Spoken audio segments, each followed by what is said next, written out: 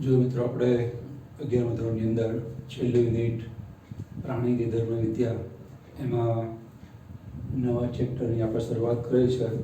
Chapter number 19 ઉત્સર્ગ દ્રવ્યો અને તેનો નિકાલ.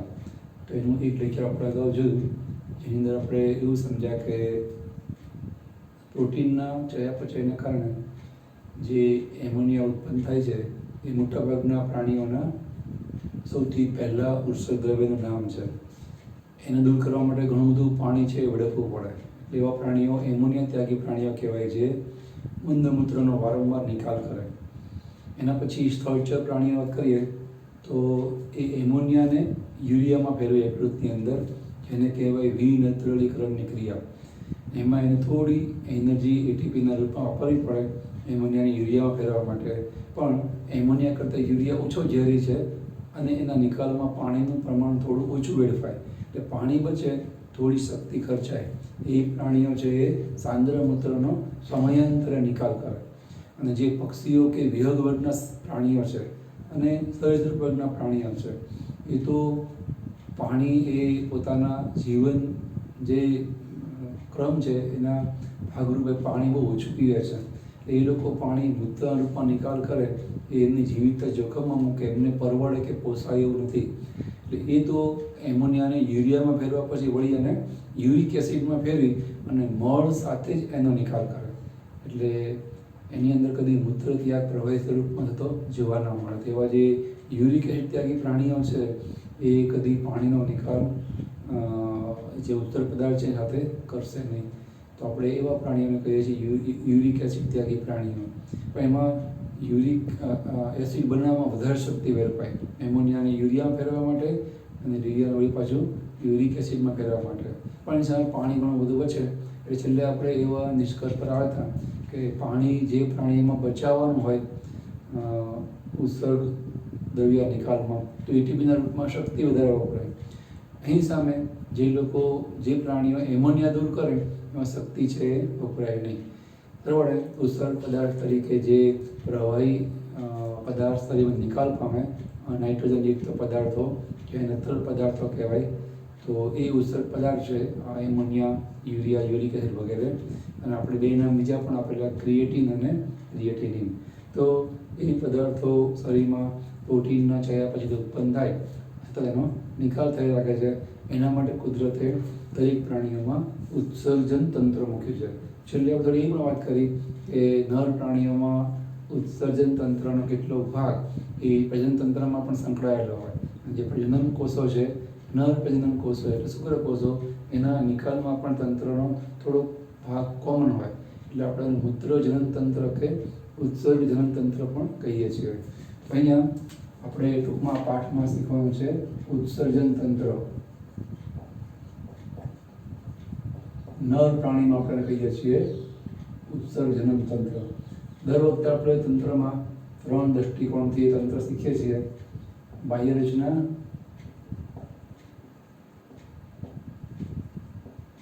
અંતસ્થ રચના અને એમાં ચાલતી જૈવિક ક્રિયા. બાહ્ય રચના છે એની અંદર પણ આપણે 2 ભાગ પાડીએ છીએ. એ તંત્રમાં જોવા મળતા મુખ્ય અંગો અને તંત્રમાં જોવા મળતા ગૌણ અથવા સહાયક અંગો. અહીંયા આપણે જેમ આપણે અગાઉ પાચન, શ્વસન, પરિવહન તંત્ર શીખ્યા, માણસની અંદર અહીંયા ઉત્સર્જન તંત્ર આપણે માનવીમાં જ જોવાનું છે. આપણે પહેલાં આગલા તંત્રમાં જોતા હતા એમ અહીંયા પણ અપૃષ્ઠવંશીઓથી તંત્રની પ્રાથમિક ધોરણે શરૂઆત થઈ જાય છે. અને ઉદ્વિકાસના ક્રમમાં ગોઠવાયેલા આ જે પ્રાણી સમુદાયો છે એમાં ઉત્તરોત્તર તમે સમુદાયમાં જેમ જેમ આગળ જાઓ એમ જે તે તંત્રની હાજરી જોવા મળે. અને તંત્ર જે પ્રાણીમાં પહેલું જોવા મળે એ પ્રાથમિક અવસ્થામાં હોય.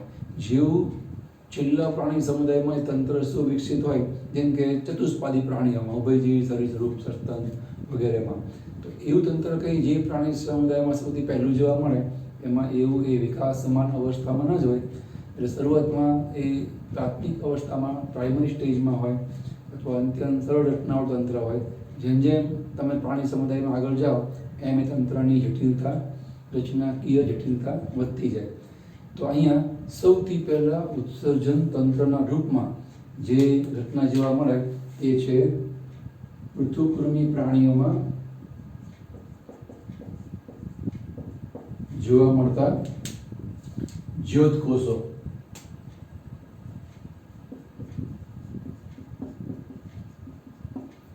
ફ્લેમ સેલ આપણે એ ચોથા પાઠમાં શીખ્યા છીએ કે પૃથુકૃમિ સમુદાય પ્રાણીઓમાં જેમ કે પ્લેનેરિયા એની અંદર આપણને ઉત્સર્ગ પદાર્થ તરીકે, ઉત્સર્ગ અંગ કે રચના તરીકે જ્યોતકોષ જોવા મળે.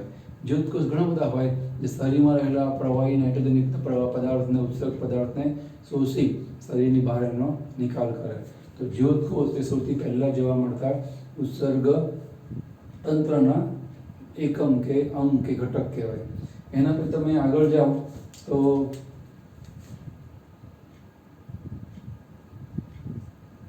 નુપુરક સમુદાયમાં આપણને ઉત્સર્ગિકા જોવા મળે છે. એ પણ આપણે 7મા પાઠમાં જ્યારે બંધો, અળસિયું અને દેડકો શીખ્યા ત્યારે અળસિયામાં જોયું હતું. અળસિયું નુપુરક સમુદાયનો સભ્ય છે. એની અંદર આપણને નલિકામય ઉત્સર્ગિકાઓ જોવા મળે. અને એવી ઉત્સર્ગિકાઓ આપણે 3 પ્રકારમાં વહેંચતા હતા: ત્વચીય, વિટપીય અને કંઠનાલીય. તો ટૂંકમાં એ શરીરમાં રહેલો પ્રવાહી નાઇટ્રોજનયુક્ત કચરો શોષી અને શરીરની બહાર થતો પાચન માર્ગમાં ઠાલવે. તેના અનુક્રમે બાહ્યોત્સર્ગી ઉત્સર્જન અથવા આંતરોત્સર્ગી ઉત્સર્જન કહેવાય. એના પછી તમે આગળ જાઓ તો સંધિપાદ સમુદાય આવે. સંધિપાદીઓમાં આપણને જેમ કે આપણે 7મા પાઠમાં નુપુરક સમુદાયનું અળસિયું શીખ્યા એમ સંધિપાદ સમુદાયનો બંધો પણ શીખ્યા છીએ. એની અંદર આપણે એવું જોયું હતું કે માલપીધિયન નલિકાઓ જોવા મળે.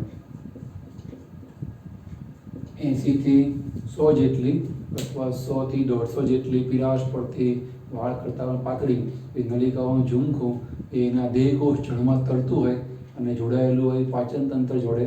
જ્યાં મધ્યાંત્ર અને પશ્ચાંત્ર જોડે ત્યાં આ માલપીધન નલિકાઓ જોડાયેલી હોય. માલપીધીએ એની ઓળખ આપી એટલે આપણે એને નામની યાદીમાં માલપીધન નલિકાઓ તરીકે ઓળખીએ છીએ. એ આ દેહકોષ જળમાં તરતો પ્રવાહી કચરો શોષી લે અને દેહકોષ જળમાં જે કંઈ ઉત્સર્ગ પદાર્થ અને આયનિક સંતુલન જાળવવાનું કામ કરે, અશુદ્ધતા જાળવવાનું કામ કરે. પ્રવાહી કચરો બધો પાચન નળમાં ઠલવાય અને મળ સાથે પ્રવાહી કચરો પણ નિકાલ પામે. તો આવી રીતે માલપીધ નલિકાઓ પણ આપણને ઉત્સર્ગ અંગ તરીકે જોવા મળતી પ્રકારની રચના છે. એ સિવાય સંધિપાદીઓમાં જ ખાસ તો જે સ્તર કવચી પ્રાણીઓ છે, સ્તર કવચી પ્રાણીઓની અંદર આપણને ઘણી વખત હરિત ગ્રંથિ જોવા મળે છે. હરિત ગ્રંથિ તો આપણે એને હરિત પિંડ પણ કહીએ છીએ, ગ્રીન ગ્લેન્ડ તરીકે ઓળખાય છે. એ એના શીર્ષમાં હોય. જે સ્તર કવચી પ્રાણીઓ હોય એના શીર્ષ ઉપર સાચા સ્પર્શકો, રિયલ એન્ટિના અને ખોટા સ્પર્શકો હોય, ટૂંકા હોય. એના તળિયે એક જોડ બે તરફ શીર્ષમાં હરિત ગ્રંથિ આવેલી હોય. એ ગ્રીન ગ્લેન્ડ શરીરમાંથી યુરિક એસિડને ભેગું કરે, ઉત્સર્ગ પદાર્થના રૂપમાં એનો નિકાલ કરે. આપણો અનુભવ છે, ઘણીવાર એવું બનતું હોય છે કે આપણે જતા હોઈએ તો કોઈ જીવડું ટકરાય છે આપણને, કોઈ કીટક, એ ખાસ સ્તર કવચી કે કીટક વર્ગનું પ્રાણી, એ ઉડતું જીવડું, અને ભટકાય ભેગું જ આપણને પુષ્કળ બળતરા પડે અને પોડલો થઈ જાય છે. એનું કારણ કે જ્યારે ભટકાય છે ત્યારે એ ગભરાટનું મારી પોતાની હરિત ગ્રંથિમાંથી યુરિક એસિડ છોડે છે. એસિડિક પદાર્થ શરીરને અડે છે એટલે આપણે પુષ્કળ બળતરા પડે છે અને પોડલો થઈ જાય છે. તો આવી રીતે એ એક પ્રકારનું એનું ઉત્સર્ગ પદાર્થના નિકાલ કરવાનું વ્યવસ્થા રૂપે અંગ છે આ હરિત ગ્રંથિ છે. એકચ્યુઅલી એની પાસે બીજા બધા સંધિપાદીઓની જેમ જ નકામા કચરા નિકાલ કરવા માટે મળ સાથે એનો નિકાલ કરવાની વ્યવસ્થા છે જ. એ પદ્ધતિ, ધાર્મિક ક્રિયા છે જ.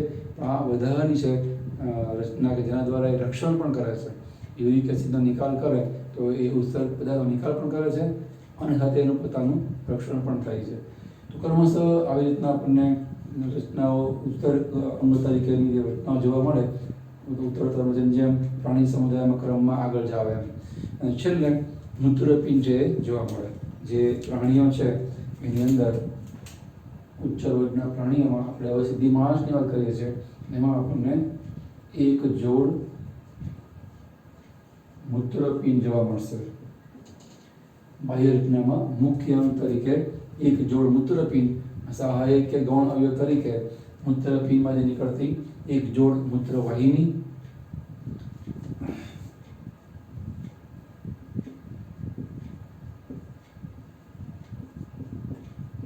બંને મૂત્રવાહિની જે કોથળી જેવી રચનામાં ખુલે એ એક મૂત્રાશય અને એ મૂત્રાશય એ મૂત્રનો સંગ્રહ કરે છે. એ જ્યાં શરીરની બહાર ખુલે એ એક મૂત્રમાર્ગ.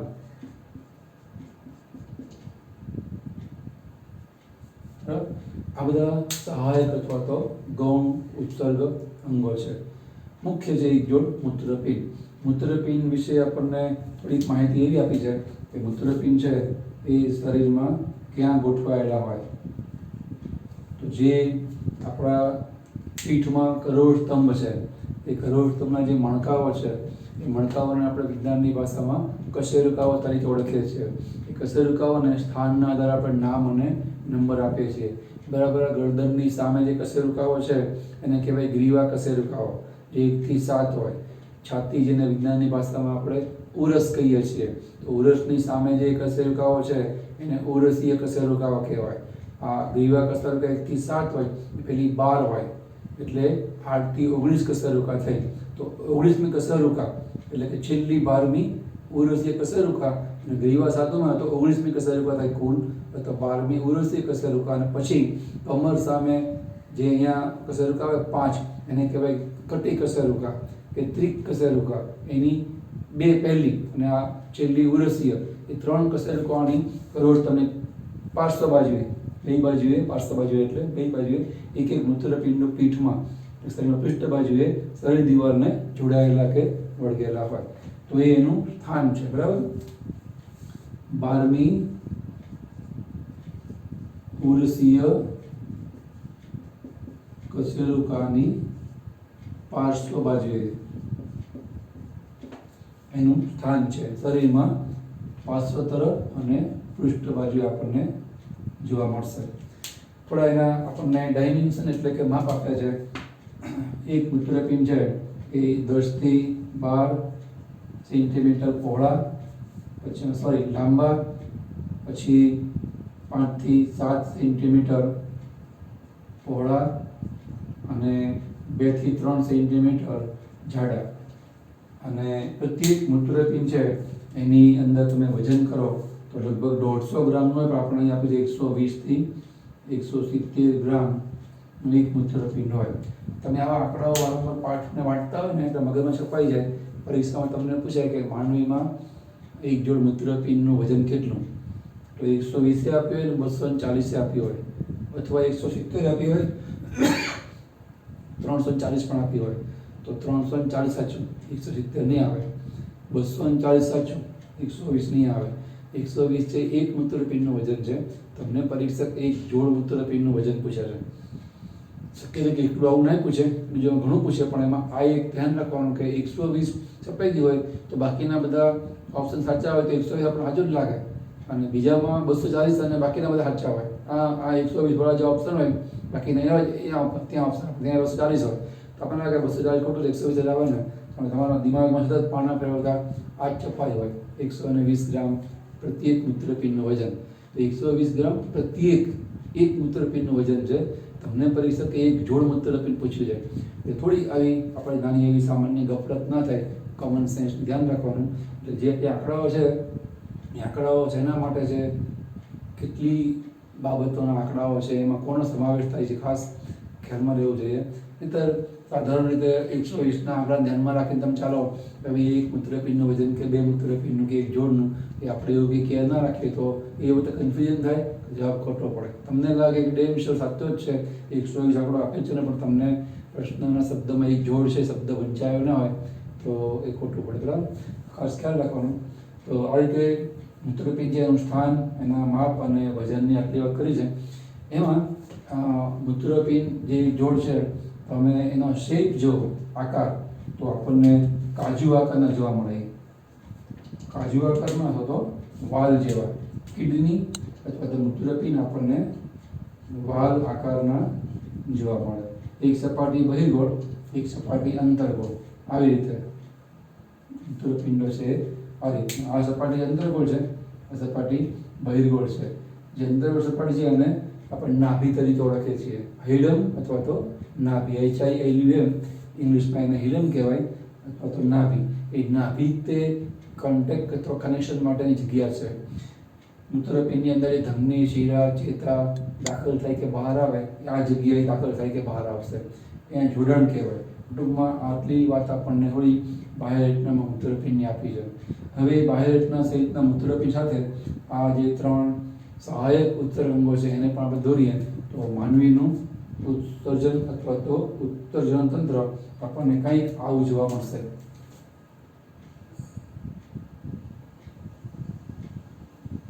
આ એક મૂત્રપિંડ,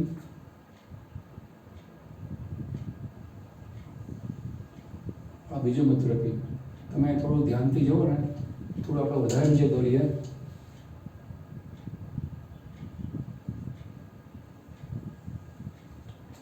તો આ જે જમણું મૂત્રપિંડ છે ને,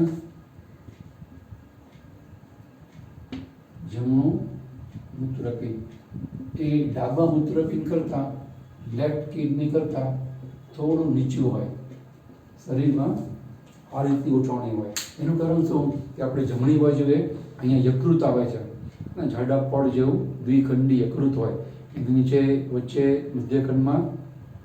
મધ્યખંડ નીચે પિત્તાશય નામની કોથળી હોય. ટૂંકમાં યકૃતને કારણે મૂત્રપિંડ થોડું જમણી બાજુનું નીચેની બાજુ, અહીંયા નહીં પાછળની બાજુએ, પણ યકૃતના કારણે થોડું નીચેની બાજુ હોય.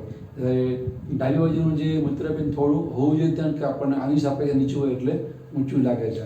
તો યકૃતની રચનાને જગ્યા આપવા માટે જમણું મૂત્રપિંડ થોડું નીચે આપણને જોવા મળે, ડાબું મૂત્રપિંડ થોડું કમ્પેરિઝનમાં ઊંચું જોવા મળે. આ એની નાભીવાળો ભાગ, એની બહિર્ગોળ સપાટીવાળો ભાગ. એની અંદર જે કંઈ મૂત્ર નિર્માણ થાય એમાંથી બહાર આવતી આ એક જોડ મૂત્રવાહિનીઓ,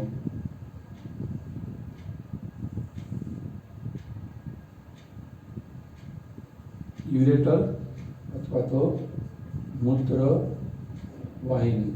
એ મૂત્રવાહિની એક કોથળી જેવા ભાગમાં ખુલે, જેને આપણે કહીએ છીએ મૂત્રાશય. એ મૂત્રાશયમાં પૃષ્ઠ બાજુથી ખુલે, વક્ષ બાજુએથી નહીં. જે આ મૂત્રાશય છે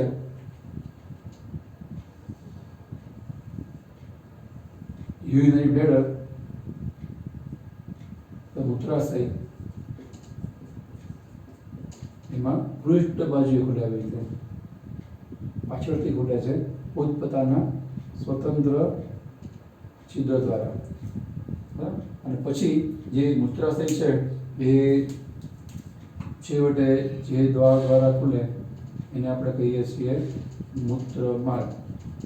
એ મૂત્રમાર્ગ છે એ નર પ્રાણીમાં મૂત્ર જનન માર્ગ તરીકે ઓળખાય છે, પણ માત્ર નરમાં.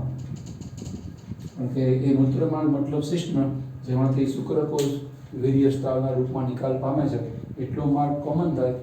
માદામાં ખાલી મૂત્રમાર્ગ કહેવાય, એમાં યોનિમાર્ગ રૂપી જનન માર્ગ, જેમાંથી અંડકોષ અથવા તો ગર્ભ વિકાસના અંતે નિકાલ પામે એ માર્ગ અલગ છે, જનન માર્ગ.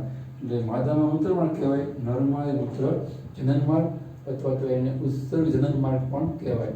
કારણ કે એમાંથી તે શુક્રકોષો પણ નિકાલ પામે. એ પ્રજનન તંત્ર 12મા શીખવાનું આવશે, પણ એમાં આપણે જોઈશું કે એ વખતે આપણે આ રચના પણ દોરવાની આવશે.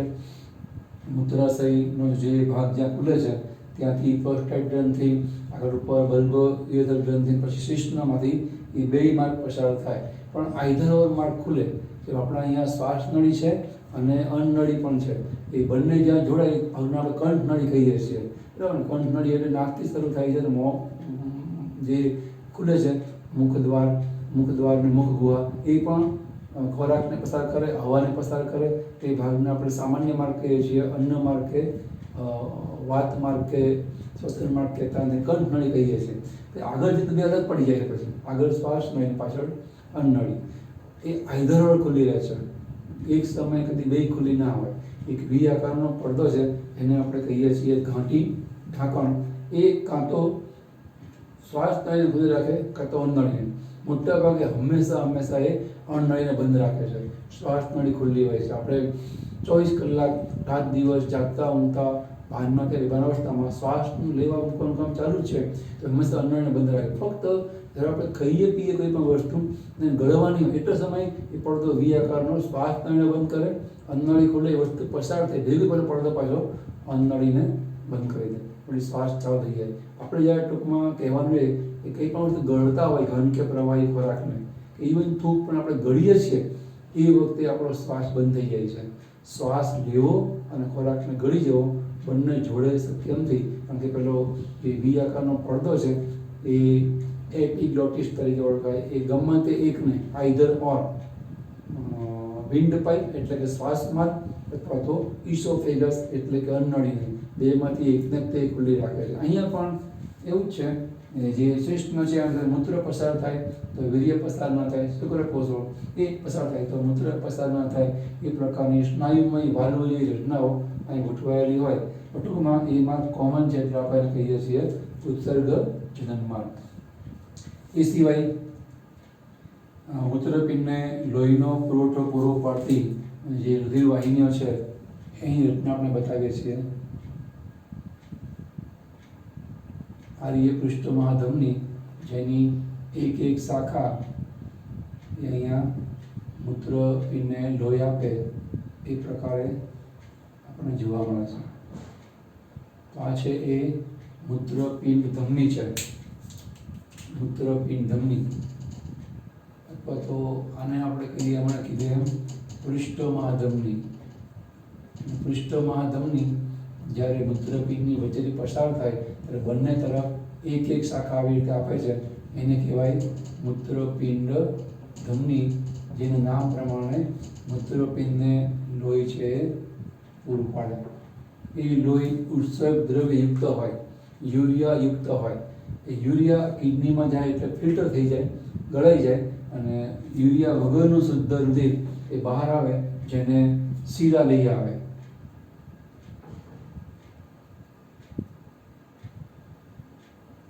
શીરા આની નીચે છે.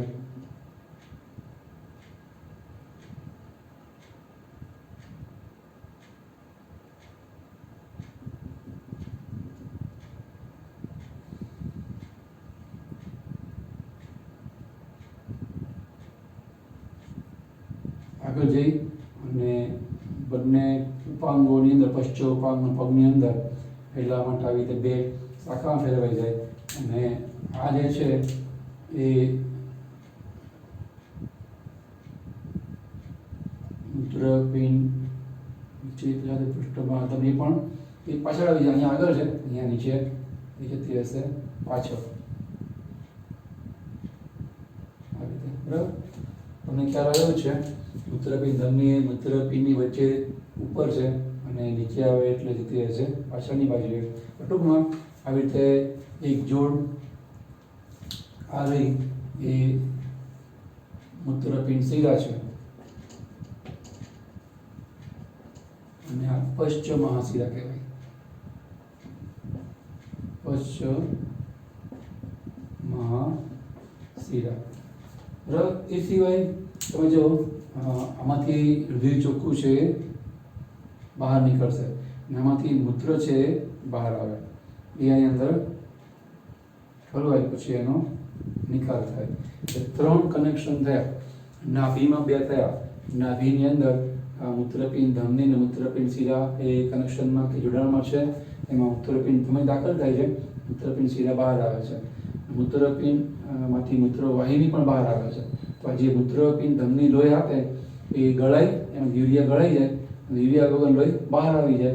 યુરિયા રૂપી યુરિન કે પેશાબ એનાથી નિકાલ પામે.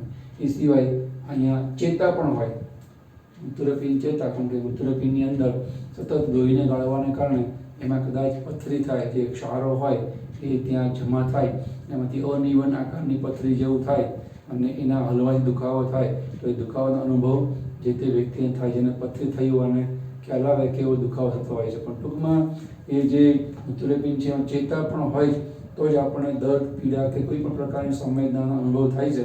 તો એની અંદર ચેતા પણ છે, એ પણ અહીંથી દાખલ થાય. એટલે મૂત્રપિંડનો આ જે ભાગ છે એને આપણે કહીએ છીએ નાભીવાળો ભાગ. એ ભાગમાં 3 જોડાણ થયા: મૂત્રપિંડ ચેતા, મૂત્રપિંડ ધમની અને મૂત્રપિંડ શિરા. અને અહીંયા બહારથી જે બાહ્ય સપાટી નળી નીકળે છે એને આપણે કહીએ છીએ મૂત્ર વાહિની. બીજી એક વાત નાની આપણે જોઈએ કે આ મૂત્ર વાહિનીમાં જે મૂત્ર છે એ ડ્રોપ બાય ડ્રોપ આવે છે અને સંકોચન વિસ્તરણથી આવે છે. આપણા ઘરમાં જે પાઇપલાઇન છે પાણીના નિકાલની કે આવવાની, એ પ્રકારની વ્યવસ્થા નથી કે અહીંયા મૂત્ર આમ વહી જાય છે, પાઇપમાંથી પાણી હોય એમ વહી જાય છે, એવું નથી. ટીપે ટીપે ડ્રોપ બાય ડ્રોપ મૂત્ર અહીંયા આવે છે. અને ટીપું છે અહીંયા આવે એટલે પહોળો બને, સાંકડો બને, પહોળો બને, સાંકડો બને. એમ પહોળો સાંકડો એટલે કે સંકોચન વિસ્તરણ, તરંગવત સંકોચન વિસ્તરણ થાય, તાલબદ્ધ સંકોચન વિસ્તરણ થાય. એમ એ મૂત્ર ડ્રોપ બાય ડ્રોપ આગળ વધીને અહીંયા આવે છે. એમાં આ બાજુએ પણ તો એ જે મૂત્ર આવે છે એ મૂત્રાશયમાં સંગ્રહાય છે. અને મૂત્રાશય જ્યારે ધીમે ધીમે ધીમે મૂત્ર એકઠું થવામાં સંગ્રહવાને કારણે ફૂલે એટલે કે કદમાં વધે, એને કારણે એ તણાય અને એમાં રહેલી ચેતાઓ છે ઉત્તેજાય. એ 10મી મસ્તિષ્ક ચેતા છે એને કહેવાય વેગસ ચેતા. એ વેગસ ચેતા ત્યાં સુધી પહોંચતી હોય અને એ જે મૂત્રાશય છે એ પહોળું બને એમ એની અંદરની બાજુ આવેલી ગળીઓ છે, અંદરની બાજુ મૂત્રાશય છે એ આવું પુષ્કળ આપણને ગળીવાળું જોવા મળે. એ ગળીઓની અંદર ચેતાઓ કે એના ચેતાંતો, ચેતાકોષોનો અંતિમ ભાગ ચેતાંતો એટલે કે શિખાતંતુ રહેલા હોય. એ જેમ જેમ ખુલે એમ એના સંપર્કમાં મૂત્ર આવે એટલે સ્ટ્રોંગ સેન્સેશન થાય, આપણને પ્રબળ સંવેદના થાય મૂત્ર ત્યાગ કરવાની. મૂત્રાશય ભરાય, તણાય, પહોળું બને એટલે અંદરની ગળીઓ આમ ધીમે ધીમે ખુલે અને એના સંપર્કમાં, બાકી એ ગળી બંધ હોય તો એના સંપર્કમાં મૂત્ર નહીં આવે. પણ જેવું એ મૂત્રાશય ભરાય અને પહોળું બને તો અંદરની ગળીઓ ખુલે અને જે કંઈ ચેતાંતો હોય એ મૂત્રના સંપર્કમાં આવે. એના કારણે આપણને મૂત્ર ત્યાગ કરવાની સંવેદના છે એ અનુભવાય કે ભાઈ હવે મૂત્ર ત્યાગ કરવા જવાનો સમય થઈ ગયો છે, નેચરલ કોલ જેને આપણે કહીએ છીએ. તો એનું કારણ આ છે. પણ ટૂંકમાં મૂત્રાશય એ મૂત્રને સંગ્રહે છે, પછી એનો નિકાલ કરે છે. મૂત્રાશયમાં કોઈ જેને કહેવાય કે એ જે મૂત્ર આવે છે પ્રવાહી ઉત્સર્ગ પદાર્થ, એની કોઈ પ્રોસેસ થતી નથી, એમાંથી કંઈ પદાર્થ શોષાય એવું થતું નથી. એ આપણા માટે નકામા પદાર્થ જ છે. તો પછી આ બંને નળીઓ શરીરની બહાર સીધી ખોલી હોય તો આ બે નળીઓ મૂત્રાશય રૂપી આપણને કોથળી આપે જ નહીં. બે નળી જોઈન કરી સીધી મૂત્રનળીમાં જોડી હોય તો શું વાંધો હતો એમ. પણ એવું નથી. એનું પણ લોજિક છે કે જો ડ્રોપ બાય ડ્રોપ આવતો મૂત્ર એ મૂત્ર વાહિની દ્વારા સીધું જ મૂત્ર માર્ગમાં જો ખુલે ને તો સતત જેમ પરસેવો વળે ને, ગરમી વ્યક્તિ સતત પરસેવો વળે એમ સતત મૂત્ર ત્યાગ થઈ જ રાખે. આપણે બધા જન્મથી કાયમી મરી ત્યાં ડાયપર પહેરવા પડે ને, એ વ્યવસ્થા જ એ પ્રકારની થઈ જાય. આપણે એ પ્રકારની વ્યવસ્થામાં હજ જાવ કુદરત કરી હોત તો આપણે એ પ્રકારની વ્યવસ્થામાં જોડાવવું પડે, કુદરતની વ્યવસ્થામાં. પણ એવું થતું નથી. એ તો બરાબર છે, પણ બહુ બીજો મોટો ફાયદો એ છે કુદરતી જે વ્યવસ્થા છે એની અંદરનો કે વારંવાર એ મૂત્ર ત્યાગ થાય ડ્રોપ બાય ડ્રોપ, તો એના કારણે એ માર્ગ વારંવાર ખોલબંધ થાય અને વારંવાર ખોલબંધ થવાને કારણે ઇન્ફેક્શન લાગવાનો ચાન્સ ઘણા વધી જાય. હવામાં આવેલા રોગકારકો દાખલ થવાની શક્યતા વધી જાય. એ છેક મૂત્રમાર્ગ, મૂત્ર વાહિનીમાં થઈ અને કિડનીમાં પહોંચી શકે, વાયરસ કે બેક્ટેરિયા હોય. એટલે કુદરતે એને વારંવાર ખોલબંધ અટકાવવા માટે મૂત્રાશય છે એ મૂકેલું છે. ડ્રોપ બાય ડ્રોપ કે ટીપે ટીપે આવતો મૂત્ર છે એ આમાં એકઠું થાય એટલે ધીમે ધીમે તણાય અને એ તણાય એટલે પછી આપણને મૂત્ર ત્યાગ કરવાની જે સંવેદના છે અનુભવ થાય, પછી આપણે એનો નિકાલ કરીએ. અહીંયા વિશિષ્ટ પ્રકારના સ્નાયુ હોય, જે સ્નાયુને કારણે મૂત્રાશય છે એ બંધ રહે. જ્યારે આપણે મૂત્ર ત્યાગ કરવાની જે સંવેદના અનુભવીએ એટલે આપણે આપણી ઈચ્છાથી આ વાલ્વ છે એને શિથિલ કરીએ છીએ. વાલ્વ એ બીજું કંઈ નહીં, એક પ્રકારના સ્નાયુઓ છે. એ સ્નાયુઓ શિથિલ બને અને મૂત્રાશય સંકોચાય અને આ જે મૂત્રમાર્ગના વાલ્વ રૂપી સ્નાયુઓ છે એ શિથિલ બને એટલે મૂત્રનો નિકાલ છે એ થાય. મૂત્ર નિકાલની આ પ્રકારની વ્યવસ્થા હોય છે. એક બીજી વાત, આ જે મૂત્રાશય છે એની જે દિવાલમાં સ્નાયુઓ હોય કારણ તો જ સંકોચનને વિસ્તરણ પામે, મૂત્ર સંગ્રહવાને કારણે વિસ્તરણ પામે છે. અને જ્યારે મૂત્ર ત્યાગ કરવાની સંવેદના અનુભવાય એટલે આપણે એના ઉપર સંકોચન પ્રેરીએ છીએ, એને કારણે મૂત્રનો નિકાલ થાય છે. એનો મતલબ કે એમાં સ્નાયુઓ છે તો જે સંકોચન વિસ્તરણ પામી શકે તો તે સ્થિતિસ્થાપક અંગ છે એવું કહેવાય. એમાં ટચિબિલિટી હોવાનું કારણ મસલ ટિશ્યુ કે સ્નાયુ પેશી છે એ સ્નાયુ પેશી 7મા આપણે શીખ્યા, આપણે મુખ્ય 2 પ્રકાર શીખ્યા હતા. હૃદય સ્નાયુ પેશી તો હૃદયમાં હોય, બાકીની 2 થઈ ઐચ્છિક અને અનૈચ્છિક, અથવા ઐચ્છિક એટલે રેખી સ્નાયુ પેશી, અનૈચ્છિક મતલબ અરેખી સ્નાયુ પેશી. તો અહીંયા જે આ મૂત્રાશયની દિવાલમાં સ્નાયુ પેશી છે એ ઐચ્છિક હોય કે અનૈચ્છિક? તો આપણને પહેલું જેવું લાગે કે ઐચ્છિક હોય, કારણ કે આપણે આપણી ઈચ્છા પ્રમાણે મૂત્ર ત્યાગ કરીએ છીએ ને, એટલે ઐચ્છિક કહેવાય, રેખી સ્નાયુ પેશી કહેવાય. પણ એ રેખી સ્નાયુ પેશી નથી, અરેખી સ્નાયુ પેશી છે અને અનૈચ્છિક છે. એ તો નાનપણથી આપણને ટ્રેનિંગ એવી મળી છે, કેળવણી મળી છે કે મૂત્ર ત્યાગ કરવાનો થાય ત્યારે આપણે બાથરૂમ, ટોયલેટ કે જગ્યાનો ઉપયોગ કરવાનો. બાકી નાના છોકરા હોય, મહિના 2 મહિના 4 મહિનાના, એમને એવો ખ્યાલ નથી હોતો. તો એ તો એમને જ્યારે પણ ઈચ્છા પડે ત્યારે અન્ય પ્રાણીઓની જેમ જ, ઢોર ઢાંખરની જેમ જ એ પણ ગમે ત્યાં મૂત્ર ત્યાગ કરે જ છે ને. ખોળામાં હોય, ઘોડિયામાં હોય, પથારીમાં હોય, ચાલતા હોય, રસોડામાં હોય, બાથરૂમમાં હોય, મૂત્ર ત્યાગ કરે જ છે. આપણે પણ એવું કરતા હતા ને. પણ ધીમે ધીમે આપણને કેળવણી મળી તો આપણે કેળવાઈ અને થોડો અંશતઃ કાબુ આપણે એના પર રાખીએ છીએ કે અમુક હદ સુધી જે એમાં મૂત્રાશયમાં મૂત્ર એકઠું થાય, જેમ જેમ એ ભરાય એટલે આપણને મૂત્ર ત્યાગ કરવાની સ્ટ્રોંગ અને સ્ટ્રોંગ સમજણ મળે. બહુ લાગી શકે ને આપણે એવું થાય રાખે તો એ આપણે કેળવા જરા કંટ્રોલ કરી જરા કાબુ રાખીએ છીએ. પણ તમે જુઓ અમુક હદથી તમને વધારે મૂત્ર ત્યાગ કરવા માટે જવા દેવામાં જ ના આવે.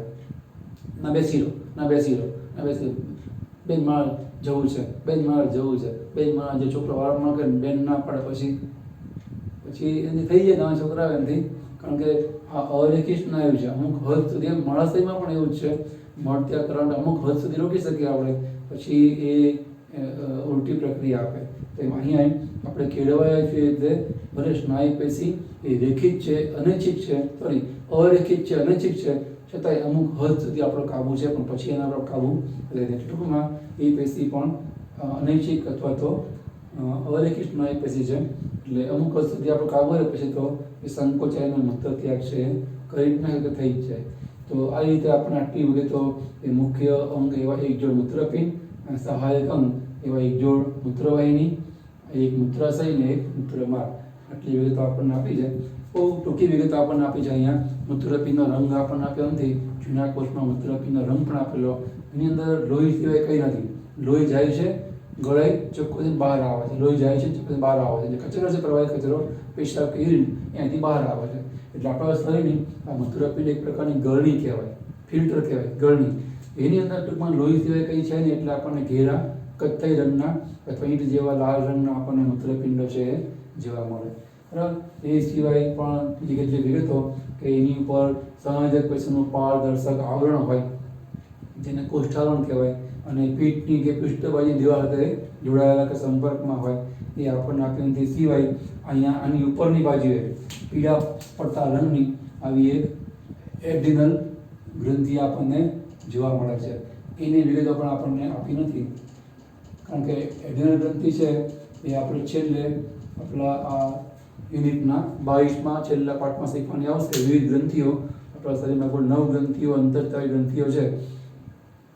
એ વખતે આપણે એડ્રિનલ ગ્રંથિને યાદ કરશું, પણ એ મૂત્રપિંડની ઉપર જ તે હોય. એ જ વિગતો અહીંયા આપણને આ ચર્ચા કરીને આપી દીધી. મુખ્ય અંગ અને સહાયક અંગને આટલી વાતો આપી છે. તો ઉત્તરતંત્રમાં બાહ્ય રચનામાં મુખ્ય ભાગ જે છે, મુખ્ય ગૌણ અંગો સહિત પૂરો કર્યો. હવે બીજો ભાગ આવશે અંતસ્થ રચનાનો. અંતસ્થ રચના મતલબ અહીંયા મૂત્રવાહિની, મૂત્રાશયની અંતસ્થ રચના તો નહીં આવે, પણ મૂત્રપિંડની અંતસ્થ રચના આવશે. એનો આપણે ઊભો છેદ લઈએ તો જે કંઈ રચના જોવા મળે એ આપણે નેક્સ્ટ ટાઈમ જે જોઈશું કે મૂત્રપિંડની અંદર અંતસ્થ રચનામાં કેવી પ્રકારની રચનાઓ સમાવેશ થાય છે. અને પછી મૂત્ર નિર્માણ લગતી કેટલીક અનિયમિતતાઓ એ ક્રમમાં આપણે પાઠમાં વિષય વસ્તુ શીખવાની આવશે. અહીંયા આટલી નોંધ કરી થોડા ડ્રોઈંગ કરવાનો પ્રયત્ન કરો. યોગ્ય તમારી પાસેમાં પોઈન્ટ કે મુદ્દાસર, પોઈન્ટ વાઇઝ કે મુદ્દાસર નોંધ કરો માહિતીની. નેક્સ્ટ ટાઈમ મળે ત્યારે આપણે આની અંતર રચનાની વાત છે એ કરીશું. અહીંયા આપણે અટકીએ છીએ.